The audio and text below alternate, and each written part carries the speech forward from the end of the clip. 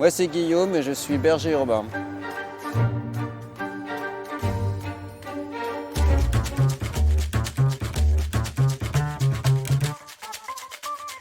Un berger urbain, c'est un éleveur en ville en fait, qui va pouvoir travailler sur les espaces ouverts et il va proposer une gestion paysanne de la ville en respect du bien-être animal, des prairies et des hommes qui sont autour.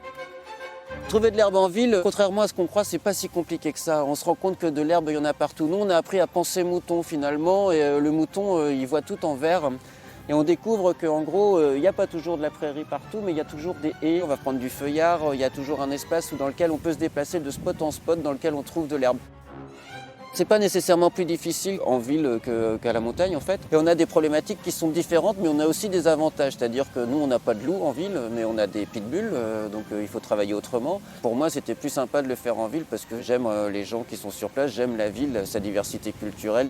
C'est la première fois, donc là, si je la lâche, elle va s'éclater là. C'est pas commun, non, surtout dans un banlieue comme ça. L'idée, c'est de voir comment on peut faire un complément de tonte avec les moutons pour limiter les tontes et que ce soit moins cher pour la ville en fait.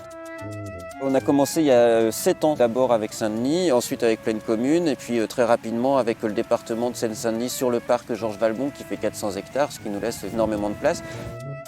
Nous les bergers urbains, on est 2 là-dessus. Je travaille avec Julie Lou Dubreuil qui elle est bergère, qui a lancé le projet avec moi. Le but c'était de le faire ensemble, à plusieurs, en collectif, pour pouvoir avoir la possibilité de partir en vacances et lever la tête du guidon de temps en temps. Nous, on fait de l'élevage. Un éleveur gagne de l'argent avec la vente de la viande ou du lait. Les agriculteurs, c'est aussi du lien social dans les villages. Aujourd'hui, notre modèle économique est plus basé sur de la vente de services que sur des kilos de viande. Le mouton, c'est l'allié de la prairie. C'est celui qui va protéger la prairie de l'enfrichement. Donc ça intéresse beaucoup les mairies. L'intérêt, c'est que le mouton, il est multi-service. Il fait du bien aux gens, il fertilise les prairies, il nourrit les insectes, il piétine aussi certains endroits, il défriche, etc. Un mec avec son casque et sa tondeuse, il ne rend pas tous ses services en 2-3 heures d'action. On surprend les gens au coin de leur rue et tout d'un coup, ils se rendent compte qu'il y a des espaces verts chez eux.